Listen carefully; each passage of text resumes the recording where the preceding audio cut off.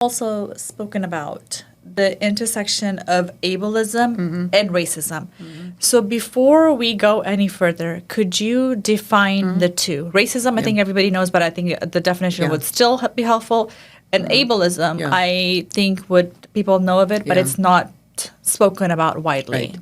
So racism, of course, we know is the fact that we believe that there is a race that is more superior than others.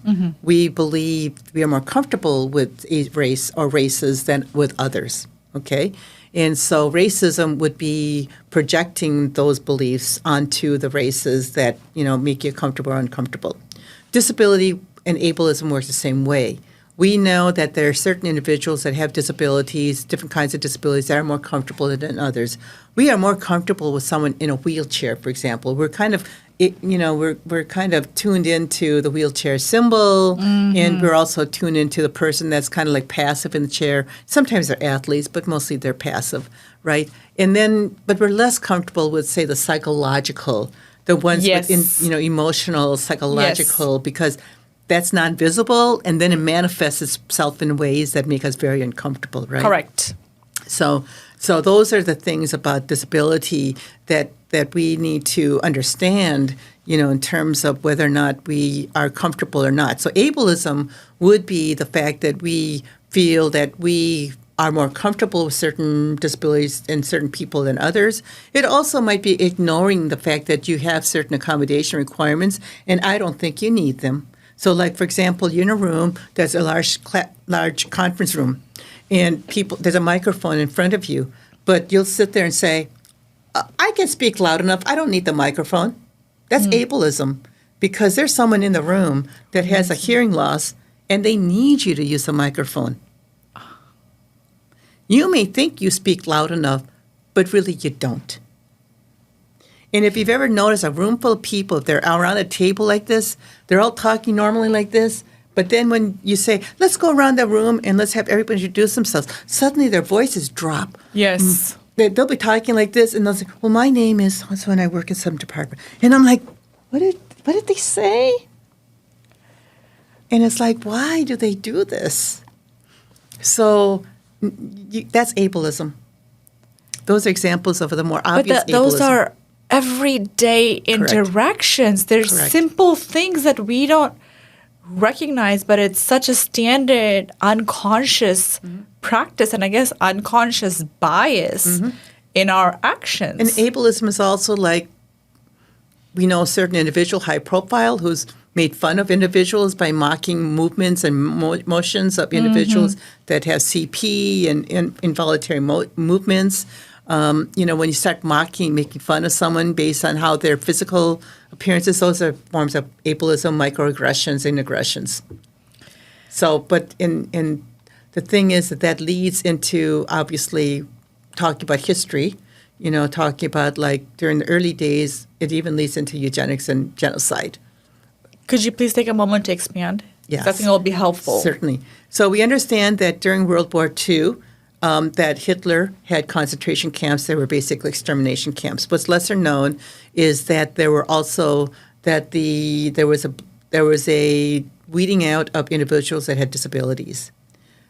Going back even further, the ideal Aryan race was about people who fit the pure Aryan appearance, physical appearance, which included individuals that were perfect specimens, not ones that had disabilities.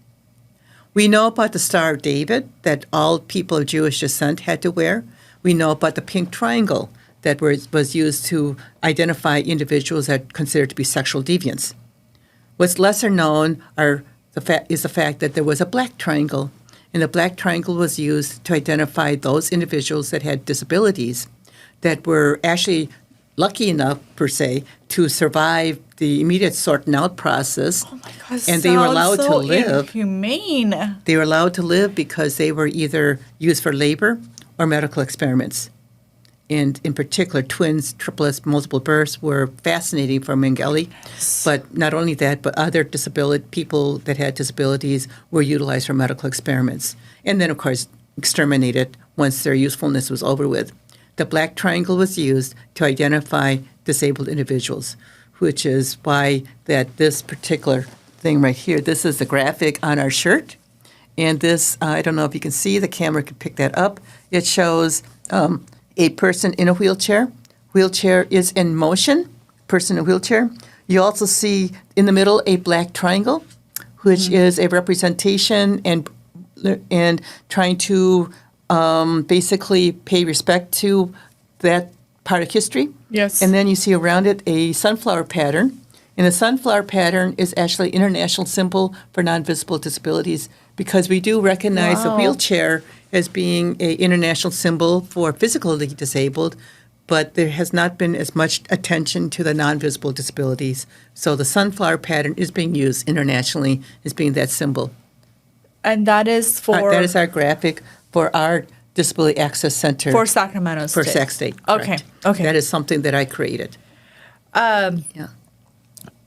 Continuing on this, because you said eugenics, and you talked about... Yes. Yes. So eugenics, people don't understand and recognize the fact that eugenics actually was developed in the United States. Can we take a moment to describe what it is? Eugenics is really the study of your ancestry, your DNA, and being able to determine through your genetics whether or not you carry certain kinds of genes and traits to the next generation.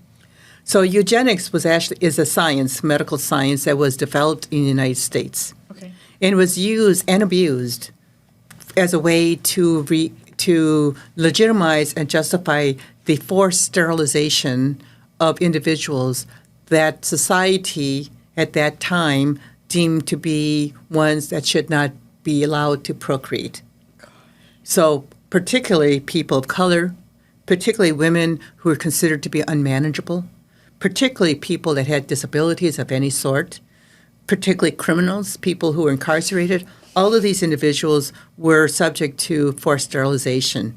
And if you read history about forced sterilization and who was subject, Native Americans in the BIA, the United States exercised forced sterilization very, very generously. Hitler was intrigued by the concept of eugenics and took it a step further, which then became genocide. And genocide then was incorporated to exterminate entire race and also to exterminate individuals that had disabilities. Anyone who was considered undesirable and not part of what they consider to be the ideal race that should exist.